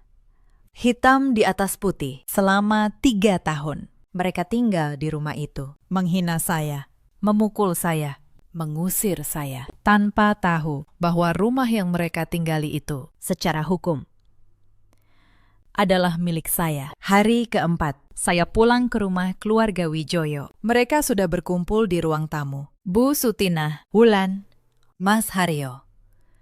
Bahkan, beberapa kerabat dekat diundang untuk menyaksikan kemenangan mereka atas saya. Surat penyerahan harta sudah disiapkan di atas meja. 3 miliar. Bagaimana? Bu Sutina menyeringai. Sudah siap tanda tangan? Saya berjalan tenang ke tengah ruangan. Saya letakkan tas saya di meja sebelum saya tanda tangan. Bu, kata saya. Ada beberapa hal yang ingin saya bereskan lebih dulu. Saya mengeluarkan map pertama. Saya buka. Ini laporan keuangan perusahaan 3 bulan terakhir yang saya audit sendiri. Wajah Bu Sutinah mulai berubah. Dalam 2 bulan terakhir, ada penarikan dari kas perusahaan sebesar hampir 800 juta rupiah Ke rekening pribadi Ibu dan rekening Wulan. Ruangan mendadak hening. Uang itu seharusnya untuk gaji karyawan dan modal pabrik, Tapi dipakai untuk keperluan pribadi. Dalam istilah saya sebagai auditor, ini namanya penggelapan dana perusahaan. Wulan berdiri. wajahnya pucat. Mbak, jangan asal bicara. Saya tidak asal bicara. Wulan, Saya angkat foto-foto mutasi rekening. semua ada buktinya. Tanggal, jumlah, nomor rekening, lengkap. Lalu saya mengeluarkan 1 lembar lagi. Dan ini daftar gaji karyawan pabrik. Coba lihat. Wulan, ada namamu di sini sebagai karyawan dengan gaji bulanan. Wulan terpaku. Padahal kamu tidak pernah sehari pun bekerja di pabrik. Ini gaji fiktif. Setiap bulan, Uang perusahaan mengalir ke rekeningmu. dengan kedok gaji. Para kerabat yang hadir mulai berbisik-bisik. Wajah mereka berubah dari ingin menonton kekalahan saya, menjadi tidak percaya pada apa yang mereka dengar. Bu Ratna, kerabat yang dulu menertawakan saya di arisan, kini menatap Bu Sutinah dengan kening berkerut. Bu Sutinah menggebrak meja. Itu uang keluarga. Saya pemilik perusahaan, saya berhak. Tidak. Bu, suara saya tetap tenang. Ibu pemilik nama, tapi perusahaan itu badan hukum. Menarik dana perusahaan untuk kepentingan pribadi tanpa pencatatan yang benar adalah pelanggaran. Dan saya, sebagai auditor, wajib melaporkannya. Lalu saya mengeluarkan ponsel saya. Saya putar rekaman itu. Suara Bu Sutinah memenuhi ruangan. Jelas. Tanpa celah. Iya, 3 miliar. Itu uang tahu diri. Kalau tidak, jangan harap perceraian ini berjalan mudah. Wajah para kerabat yang diundang berubah. Mereka saling berpandangan. Bu Sutinah memeras menantunya 3 miliar sebagai syarat cerai. Sekarang, seisi keluarga mendengarnya sendiri. Itu rekayasa, teriak Bu Sutinah. Suara ibu sendiri. Bu, Mau saya putar sekali lagi? ia terdiam. Bibirnya bergetar. Lalu, saya keluarkan map terakhir. Saya buka perlahan. Dan ini, kata saya, akta rumah ini. Saya letakkan di tengah meja Agar semua orang bisa melihat. Silakan baca kolom nama pemilik. Mas Haryo mengambilnya dengan tangan gemetar. Matanya membaca, lalu wajahnya memutih. Anissa. Ramawati. Ia membaca lirih. Benar, kata saya. Rumah yang kalian tinggali selama 3 tahun ini, atas nama saya. Saya yang membeli dengan tabungan saya. Dan nama saya yang tercantum sebagai pemilik sah. Ruangan benar-benar senyap. Selama 3 tahun, kalian menghina saya di rumah ini. Memukul saya, menyuruh saya seperti pembantu, mengusir saya. Padahal, kalianlah yang menumpang di rumah saya. Bu Sutinah jatuh terduduk di sofa. Wajahnya kosong.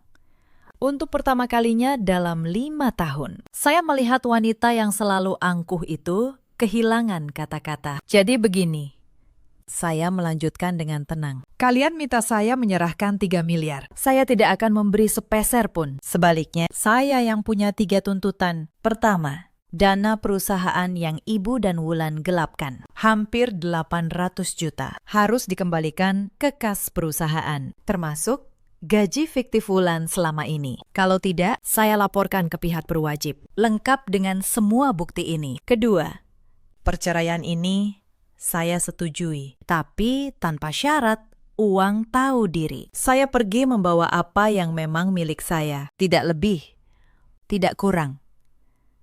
Ketiga, rumah ini milik saya, sah, atas nama saya.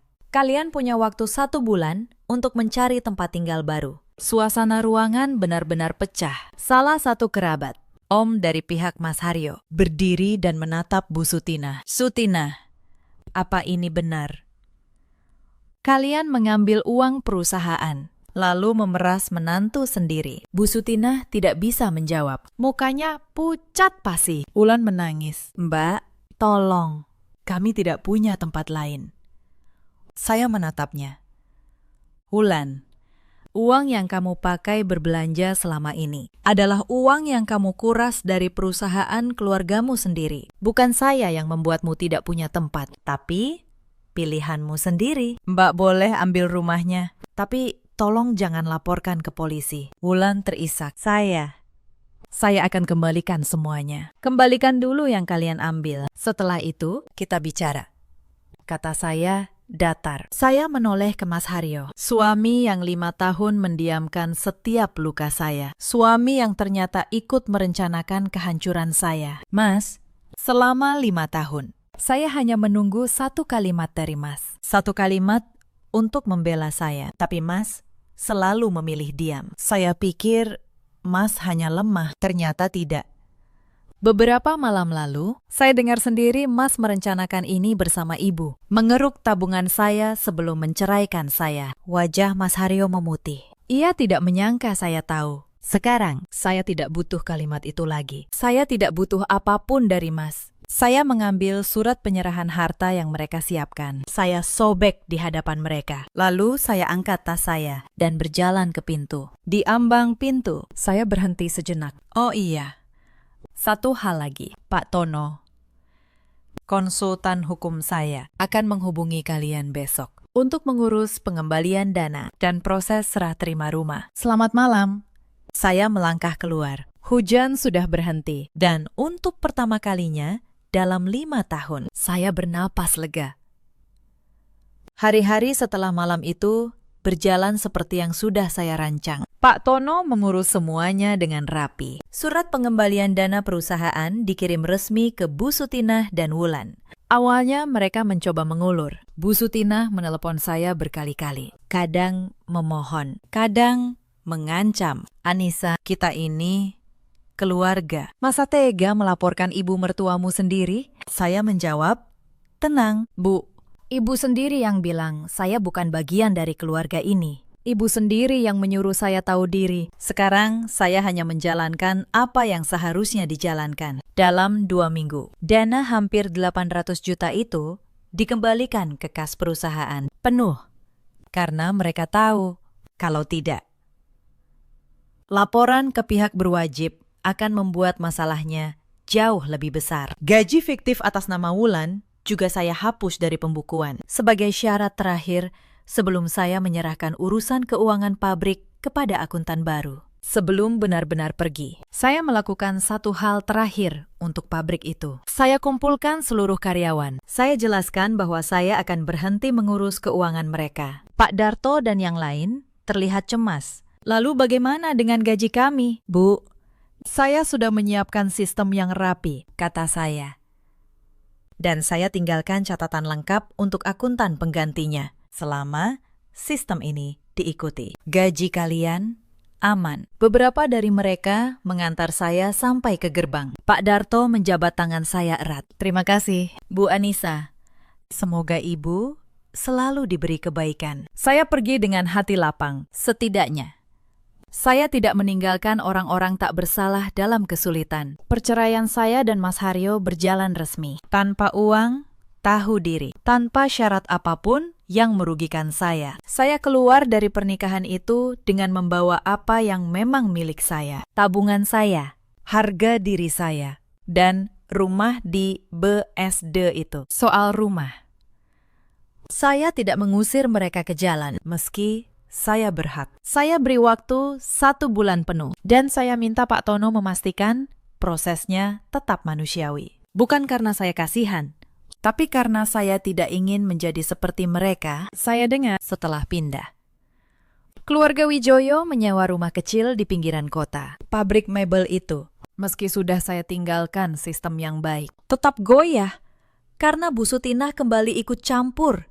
tanpa mengerti angka. Bu Sutinah yang dulu begitu angkuh, kini harus menghitung setiap rupiah dengan tangannya sendiri. Dan ia baru tahu betapa sulitnya pekerjaan yang dulu ia remehkan. Wulan tidak bisa lagi berbelanja seperti dulu. Gaji fiktifnya hilang. Sumber uangnya tertutup. Unggahan-unggahan mewahnya pun berhenti. Saya dengar ia sempat menghubungi saya beberapa kali, mencoba meminjam uang lagi. Saya tidak mengangkatnya. Dan Mas Haryo, saya dengar ia menyesal. Ia sempat mengirim pesan panjang, meminta maaf atas semua tahun yang ia habiskan dengan mendiamkan saya. Saya membaca pesan itu sekali, lalu saya hapus. Penyesalan yang datang terlambat hanyalah beban, bukan penebusan.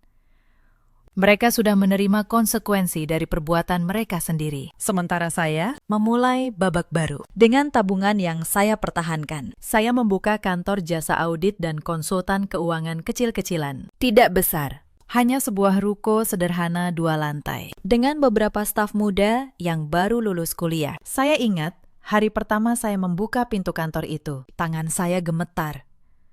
Bukan karena takut, tapi karena haru. Untuk pertama kalinya, papan nama di depan pintu bertuliskan nama saya sendiri. Bukan keluarga Wijoyo. Bukan siapa-siapa. Hanya nama saya, Mbak Asih, yang akhirnya memilih ikut dengan saya setelah keluarga Wijoyo tidak lagi mampu menggajinya. Membantu saya menyiapkan kantor itu. Akhirnya Bu Anissa punya tempat sendiri, katanya sambil tersenyum.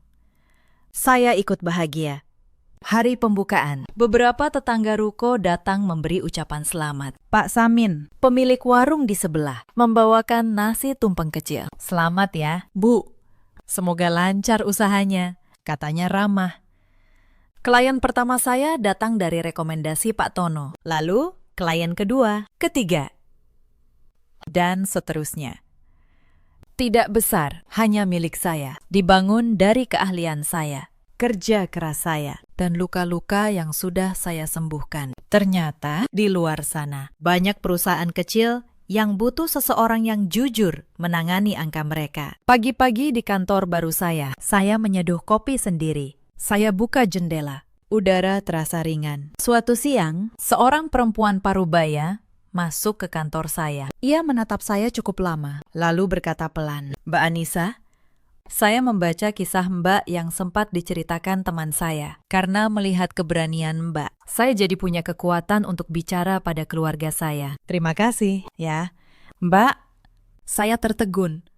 Satu kalimat itu membuat mata saya berkaca-kaca. Saya tidak pernah menyangka penderitaan saya suatu hari bisa menjadi pelita kecil bagi orang lain. Hidup memang aneh. Terkadang di tempat kita pernah meneteskan air mata, akan tumbuh sekuntum bunga. Saya tidak pernah membenci keluarga Wijoyo lagi. Membenci hanya akan mengikat saya pada masa lalu. Dan saya sudah memilih untuk melangkah maju. Tapi saya juga tidak akan pernah lupa bahwa kebaikan yang diberikan tanpa batas seringkali dianggap kelemahan. Dan kelemahan di mata orang serakah adalah undangan untuk menindas. Saya belajar bahwa menyayangi orang lain itu penting, tapi menyayangi diri sendiri, menjaga harga diri sendiri, jauh lebih penting. Cerita ini mengajarkan satu hal, kesabaran bukan berarti kelemahan. Jangan pernah mengira perempuan yang diam itu tidak punya kekuatan. Kadang, ia hanya sedang menunggu waktu yang tepat. Dan jangan pernah merendahkan orang yang justru memegang catatan tentang dirimu. Ada banyak perempuan di luar sana yang seperti saya dulu, bertahan dalam pernikahan yang tidak menghargai mereka demi sebuah kata yang mereka sebut keluarga. Kalau kamu salah satunya, ingatlah, harga dirimu tidak pernah punya nilai tukar. Tidak ada angka yang sepadan dengannya. Ada juga banyak suami seperti Mas Haryo yang memilih diam saat istrinya dilukai. Mengira diam itu menjaga kedamaian. Padahal diam, mereka adalah pengkhianatan yang paling menyakitkan. Dan ada pula para ibu mertua seperti Bu Sutina yang lupa bahwa menantu bukanlah pelayan, melainkan manusia yang punya hati dan harga diri. Dalam hidup, kita selalu punya pilihan untuk bertahan atau untuk berdiri. Saya memilih berdiri dan saya tidak pernah menyesalinya. Kini, di kantor kecil saya, dikelilingi angka-angka yang jujur dan orang-orang yang menghargai saya. Saya akhirnya menemukan rumah saya. Sebuah rumah Yang tidak dibangun dari tembok dan harta, tapi dari harga diri, ketenangan, dan keberanian untuk memulai kembali. Kalau kamu pernah berada di posisi yang sama, ceritakan kisahmu di kolom komentar. Mungkin keberanianmu akan menjadi pelita bagi orang lain juga. Terima kasih sudah menemani sampai akhir. Sampai jumpa di kisah berikutnya.